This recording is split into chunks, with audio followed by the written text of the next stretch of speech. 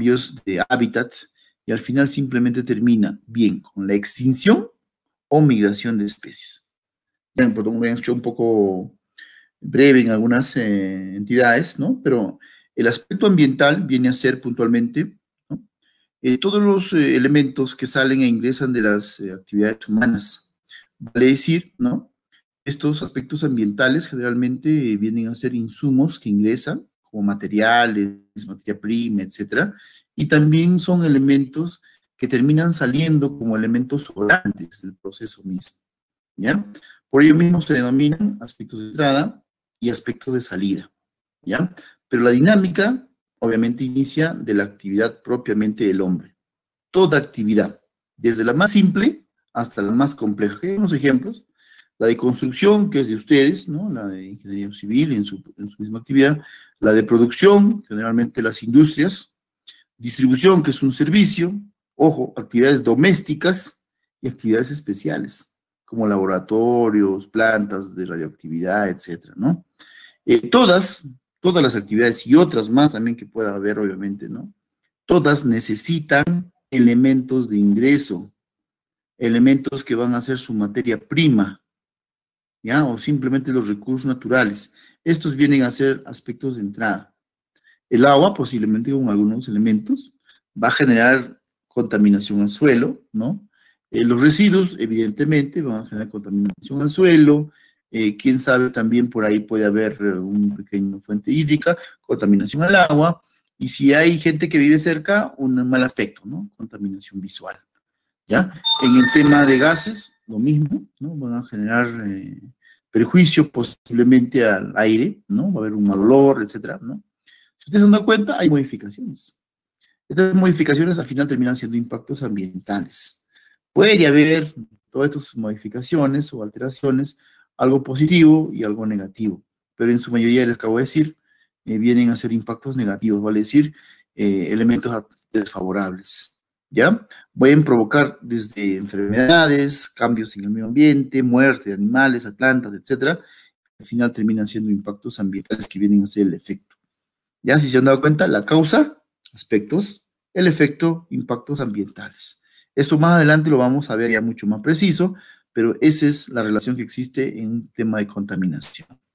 Los impactos ambientales, cuando ya se producen en el medio ambiente, tienen que tener una forma de cómo evaluarlos o medirlos. En ese sentido, la forma mucho más precisa y práctica de medir un impacto ambiental son puntualmente los estándares de calidad ambiental. ¿Qué son los estándares? Vienen a ser las normas que el Estado emite para saber, ¿no? ¿Ya? Si hay o no hay contaminación ambiental. En ese sentido, ¿ya?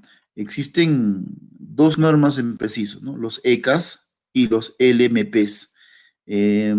Pareciera confuso, pero se llama estándares de calidad ambiental, LMP, límites máximos permisibles.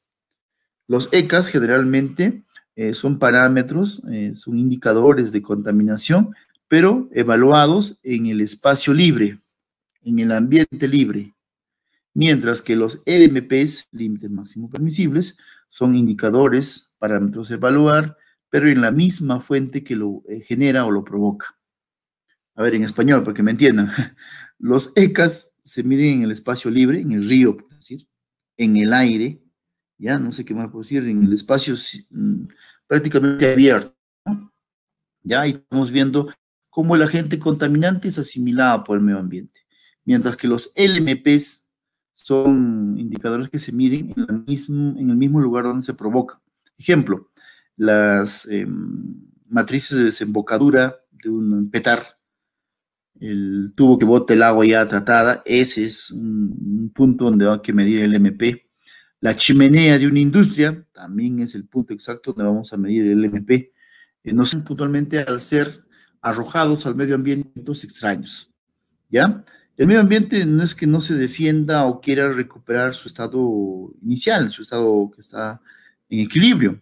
El hecho es de que muchas veces las sustancias que son arrojadas cumplen dos tipos de características, ¿no?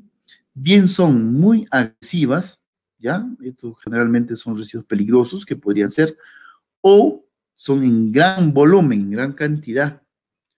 Vale decir, ¿no? Si una sustancia tiene un nivel de daño muy alto o se genera en una gran cantidad, el medio ambiente tiende a ceder y al final termina generando un impacto ambiental, ¿ya? ¿Qué hace el medio ambiente para poder defenderse?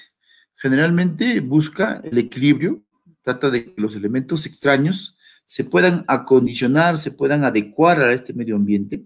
Eso se llama puntualmente homeostasis, trata de equilibrarlos, ¿ya? La homeostasis es una ley de la naturaleza, de equilibrio, ¿ya? Y busca eso, pues, ¿no? Que los elementos extraños se equilibren con sus componentes, ¿no? Del ambiente donde se encuentre, ¿ya? Pero ya les dije, ¿no? Si es una sustancia muy peligrosa o en gran volumen, no tiene esa capacidad y simplemente la homeostasis se quiebra, se rompe. Otra función, la naturaleza también busca resiliencia. Resiliencia significa recuperarse por sí solo del cambio que ha tenido. No sé si alguna vez han visto en una superficie de suelo, viene un irresponsable y bota su desmonte. No sé, residuos de construcción, tierra, etcétera, ¿no? Y lo tiene ahí, ¿no? Pucha, es un tipo de contaminación visual. Feo, ¿no? Se ve un desmonte botado ahí, ¿no? Pero la naturaleza, en un corto plazo, comienza a generar una cobertura sobre el desmonte, aparecen plantas, pasto, etcétera, ¿no? No pasará más de un año y todo se cubre por la cobertura vegetal, ¿ya? Inclusive ahí no queda, ¿no? En los siguientes años o meses, ¿no? La cobertura vegetal va a tender a disimularlo, ¿no? Lo va a tender a generarlo como una especie de nivelación, ¿no? Al final lo incluye, ¿no? Lo forma parte de ese aspecto natural, ¿no? Claro, obviamente ya no es lo feo de los residuos, pero ya la naturaleza lo ha tratado de adecuar. Eso se llama resiliencia. Es un concepto ambiental. Ahora en el tema de pandemia muchos han hablado de resiliencia, pero es un concepto natural, es un concepto de medio ambiente, ¿ya? Y bueno, pues igual, ¿no? Si el volumen es muy abundante del residuo o la sustancia es muy tóxica, a veces también la resiliencia no llega a tener efecto y al final termina siendo un impacto ambiental.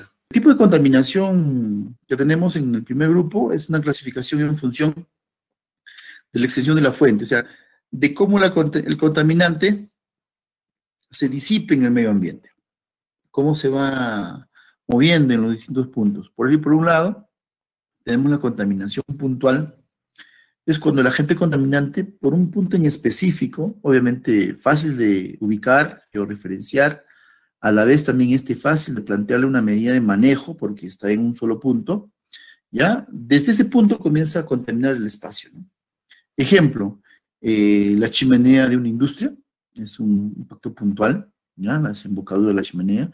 Igual, la matriz de desembocadura de un desagüe de una ciudad, también, ¿ya? Viene a ser una contaminación puntual. No sé, el botadero de basura de la esquina de la casa, del barrio, igual contaminación puntual.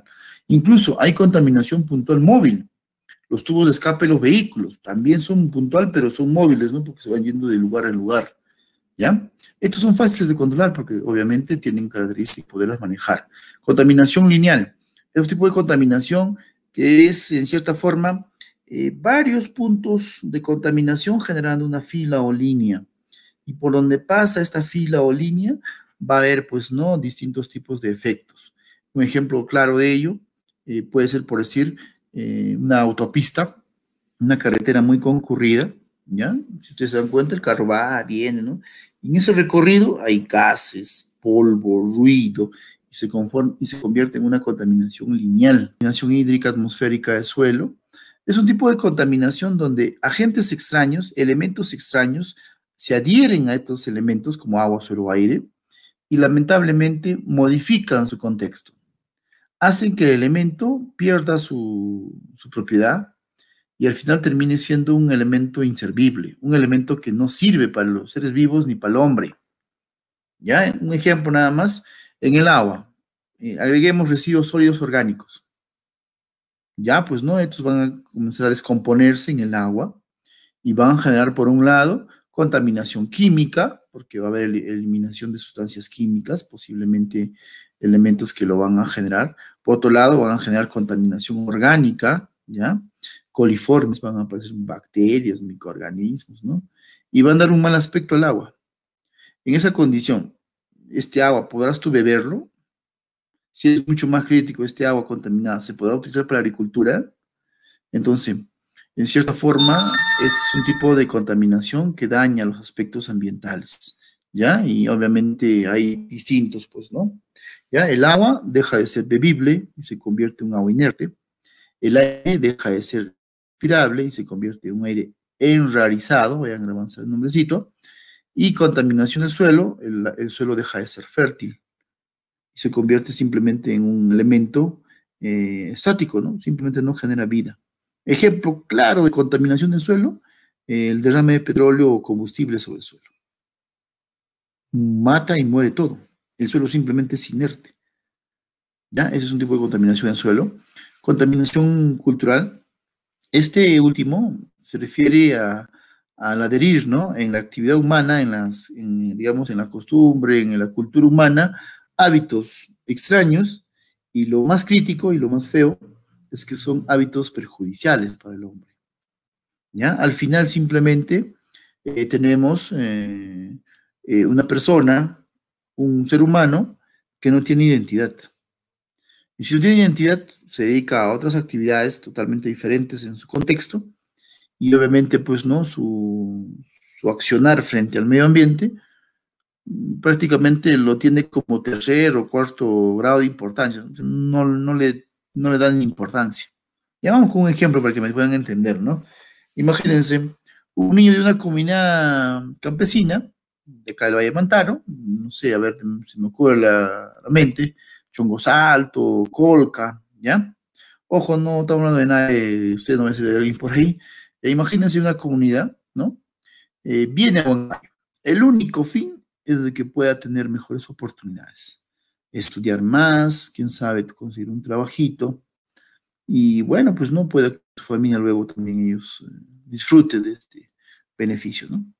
Por su situación humilde, ¿no? Esta persona va a llegar a los lugares también mucho más críticos. No creo que llegue a la Merced o a una zona, digamos, urbanizada, ¿no? Al contrario, llegará, pues, no sé, a un pueblo joven, o llegará cerca del mercado modelo, donde encontrará un pequeño cuartito.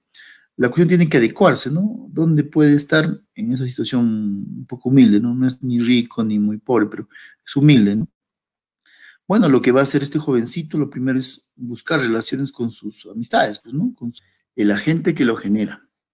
Tenemos contaminación química, bueno, ya pueden entender que son las sustancias químicas sólidas, líquidas, gaseosas, quienes van a provocar el tipo de contaminación.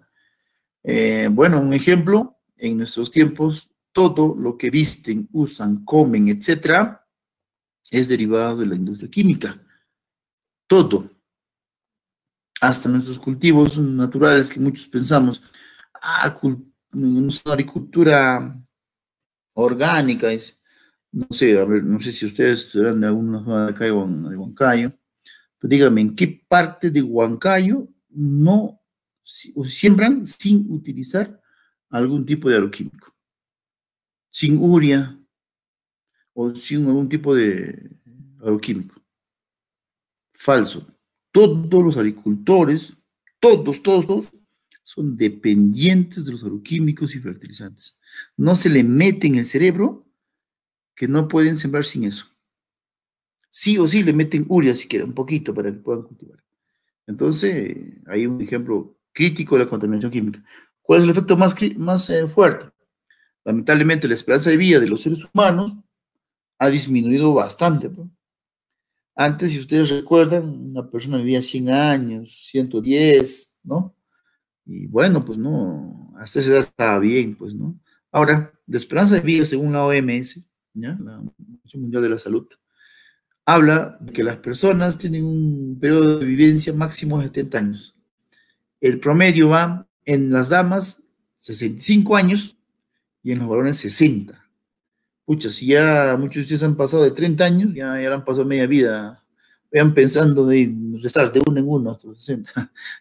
Eso es lamentablemente que ocurre con la contaminación química, ¿ya? La contaminación radioactiva. En este caso comenzó como un tema energético. Muchos pensaron que era la alternativa para el desarrollo y todo se liquida, todo se termina con Hiroshima y Nagasaki, que seguro que han escuchado con la bomba atómica.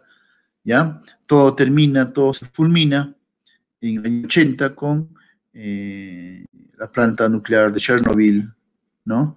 Que igual, pues, ¿no? Genera una catástrofe mundial, ¿ya? En cierta forma, la radioactividad es un problema muy, muy grande, pero sigue habiendo intentos de domesticar la radioactividad. Un ejemplo claro, y ojo, yo también me dejo llevar, son por los equipos electrónicos. La mayoría de equipos, hablamos con uno que es común y me supongo todos deben tener su celular. No sé si se han dado cuenta, qué linda pantalla, ¿no? Qué hermosa, esos colores son muy fuertes, interesante mi celular, ¿no? ¿Con qué creen que se alimenta ese tipo de tecnología? ¿Con qué tipo de energía estamos trabajando en un celular? Saquen ahí su batería, uranio, plutonio y otros elementos radioactivos que lo hemos convertido en doméstico.